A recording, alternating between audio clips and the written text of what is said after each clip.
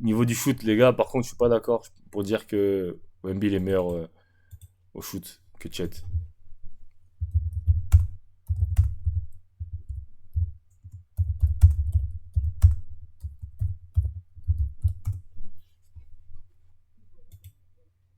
Ah non, je pense qu'elle est sa stat l'un contre l'autre. Mais Chet, il met pas que des shoots ouverts. Vous êtes fous, quoi, les gars. Vous avez regardé les matchs de Casey? Ok, c'est l'un de mon équipe favorite. Donc je veux pas, vous pouvez pas me parler, vous pouvez pas me parler de trucs. Et Wemby, il a beaucoup de tirs ouverts aussi, hein, les gars. Wemby, il a jamais été un bon tireur au niveau des pourcentages, hein. 32% à 3 points, 46% au tir. Bon, après, bon, les pourcentages, c'est à peu près pareil, tu vois, mais. En tout cas, Wemby, il est meilleur, largement. Alors aujourd'hui, on va pas se mentir, mais.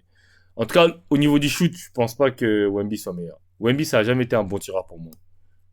Surtout avec sa taille, le fait que personne ne le gêne, il devrait avoir des largement meilleurs pourcentages au tir. Mais genre largement. Et je pense pas qu'au tir, ce soit.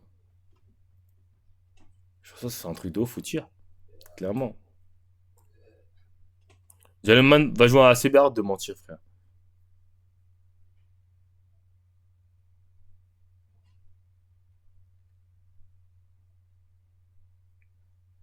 Après, si Chet, tu le mets aux Spurs, ses stats aussi, c'est pas la même, hein.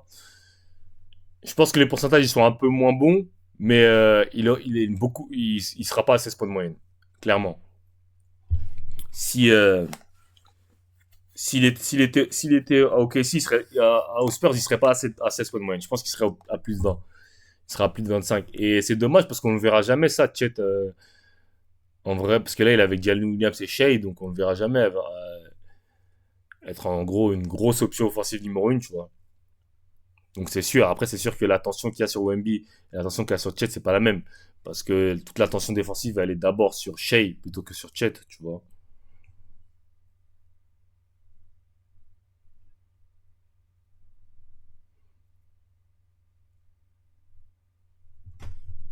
T'es mal, t'es malade, Chet a plus de 25 en rookie, j'ai pas compris.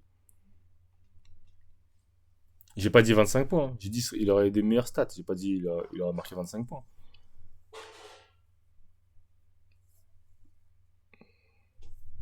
Il joue combien de temps Wemby par match? Ouais, 29 minutes, ouais. Ah non, ça, c'est leur match qu'ils ont joué. Il a joué combien de minutes par match? Non, ça c'est juste les matchs. Ok, ça c'est Victor. 21 ans, 20 ans. Ah, ils ont quasiment le même âge. Je pensais qu'il y avait 3 ans d'écart, moi, ou 2 ans. Minute play, ouais, ils jouent à peu près les mêmes minutes. 29 minutes, 29 minutes. Victor Wembanyama prend 17 tirs. Il prend combien de 3 points? Ah, ils prennent pas beaucoup de tirs, hein. Ah si, ouais, ouais, Wemby il en prend 5, Chet 4, 37%. Lancer franc, à peu près pareil, ouais.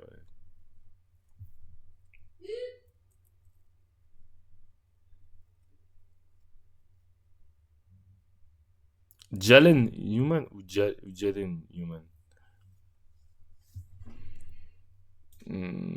Mais bon, ouais. Ça, en tout cas, j'ai hâte de voir l'année prochaine parce que Wemby sera beaucoup mieux entouré et ça va être intéressant, tu vois.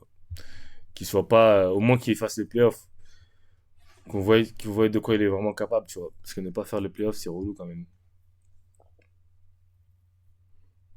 Après, pour moi, on pourra mesurer son shoot l'année prochaine parce que les 4 premiers mois lui ont baisé. Ouais, mais c'est ça que vous comprenez pas aussi, les gars. Wemby, ça a jamais été un bon shooter. On l'a vu, par exemple, en FIBA aussi.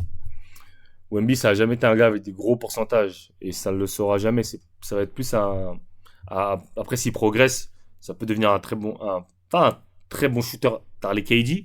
Ce sera jamais, je pense, un mec avec des pourcentages à la KD super efficaces. Mais ça pourrait être un bon shooter. Mais jusqu'à aujourd'hui, ça a jamais été que ce soit à Levallois, que ce soit en FIBA, que ce soit un truc. Il a toujours été genre normal au shoot. Il a jamais été genre incroyable. Après, le fait que bah, il fasse des moves de ouf, ça fait que bah, des fois on se dit ah ouais, purée. Mais ça a jamais été un mec super droit au tir, hein. Jamais, jamais. Wemby, ça a jamais été. À Levallois, ça a jamais été un mec super droit au tir. Si tu l'as marmonné, ça veut dire que tu l'as passé. Ben non, parce qu'après, je me suis dit, ah non, c'est abusé un peu. Le rookie d'hier, c'est Wemby, clairement. Wemby, clairement. Surtout que le rookie of the year, on s'en fout de si t'es premier, dernier. Wemby, c'est clairement le rookie of the year. Y a pas de débat sur ça. Il a eu le meilleur score en pro. Mais j'ai pas dit qu'il était pas bon, je parle de shoot.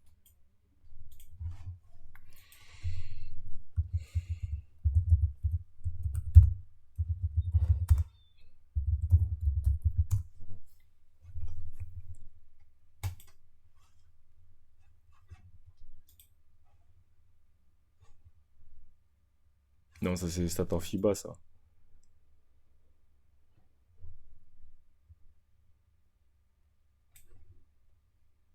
27% à 3 points, pourcentage horrible. L'année d'avant à Lasvel, 26%. À Nanterre, on a dit 10%, 15%, 36%, 28%. Il a jamais fait au-dessus de 35%, pour être considéré comme un bon tireur, il doit tirer au-dessus de 35%. Il a jamais fait de saison au-dessus de 35%, tu vois. À 3 points. Tu vois, le Valo, il était à 27%, il a 47% au tir. Tu vois, pour un Bigs, 47% au tir, c'est pas un bon pourcentage. Et 27% à 3 points, encore moins. Donc, on peut pas me dire que c'est un super shooter. Je suis désolé, les gars. Faut être honnête, hein, c'est pas parce que c'est Wemby qu'on doit mentir, les gars. C'est pas bon, c'est pas un super tireur, Wemby. Et c'est pas, il y a quoi de mal à dire ça. J'ai pas dit que l'autre, il me dit, il a pris.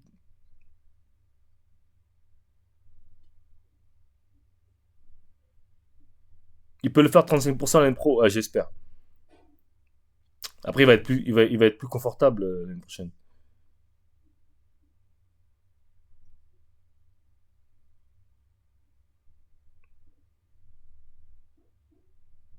Mais il sera toujours meilleur que Shaq au foot. De ouf.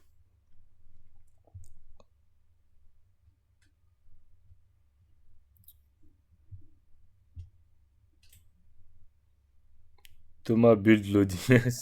Ah, t'es en train de faire le build de Thomas sur Touquet. Ce qui me choque, Wemby, c'est meilleure saison de sa vie, c'est quand il est professionnel, car il a été surclassé toute sa vie, il a jamais pu dominer. Bah si, il a quand même joué en espoir quand même. Moi, je me rappelle qu'il jouait en espoir. Après, il a toujours été surclassé. Après, quand t'es en France, vaut mieux être surclassé, hein, parce que. Après, c'est valable pour même les mecs qui sont à l'INSEP, hein, parce que les joueurs qui vont à l'INSEP, par exemple, quand ils sont l'âge de U15, ils jouent avec les U18. Quand ils sont U18, ils jouent avec les U21. C'est pareil. Nolan Traoré, c'est pareil. Nolan Traoré, il a jamais eu vraiment à dominer parce qu'il a toujours joué. Après, il a quand même dominé dans l'âge UT, mais là, gros, il avait 16 ans, il jouait en N1, et là, il va jouer en Pro A. En Pro A, donc, quand t'es un gros prospect en France, c'est comme ça généralement. Ousmane Dieng, c'est Franck Ntilikina et tout, pareil. C'est des mecs qui ont joué pro vite. Ça a toujours été comme ça, en fait. C'est pas quelque chose de nouveau. C'est pas quelque chose qui est propre à Wemby. Quand t'es fort dès le début, des jeunes, bah, tu commences à jouer pro des jeunes, ce qui est normal. Ce qui est différent avec le système américain où tu joues à high school et tu joues à NCAA et tu joues truc, tu vois. Où tu peux pas être surclassé de high school à NCAA, par exemple.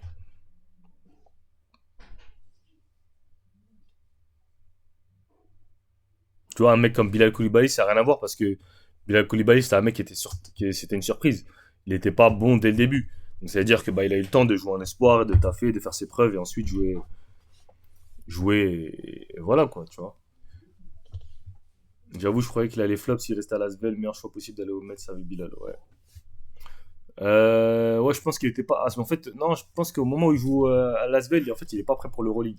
Il est pas prêt pour l'Euroleague et comme je l'ai dit, en fait, quand les équipes elles ont trop d'ambition, comme ils avaient énormément d'ambition à Lasvel, c'est dur de faire jouer un jeune comme ça, qui a 16 ans, qui est frêle, qui est pas prêt. Voilà quoi. Donc c'était compliqué pour Lasvel de le faire jouer. Ça aurait été drôle au NBA School, de ouf. Il aurait été. Ah oui, il aurait tellement dominé, ça aurait été. Ouais, ça aurait été. Mais il aurait rempli toutes les salles. Ouais, bah oui, le niveau en high school et en NCA, t'as clairement pas besoin d'être surclassé. Voilà. Lasvel, ça se prenait pour Monaco. Et t'as eu 17 première année en première année. C'est une dinguerie, hein. Après, il y en a beaucoup hein, qui sont comme ça. Tu regardes Sylvain Francisco, avant de partir au States, il était en U17 région. Maintenant, il est en Euroleague. Tu regardes Nadir Rifi, il est en N3 au lieu d'être en espoir. Il y en a pas mal, hein. Mohamed Diarra, pareil. C'est pour ceux qu'on vu, tu vois, il y en a pas mal. Et je pense que même les mecs qui ont été, pas, entre guillemets, boycottés quand c'était jeune, bah, c'est eux qui ont plus la dalle, qui ont plus cette grinta-là de bousiller. Tu vois, donc je pense que c'est ça le. Il m'a dit, Refi va faire une saison de ouf cette année en Euroleague. Vous êtes même pas prêts, les mecs. Vous allez être choqués. Il va tellement bousiller en Euroleague, les gens vont être choqués.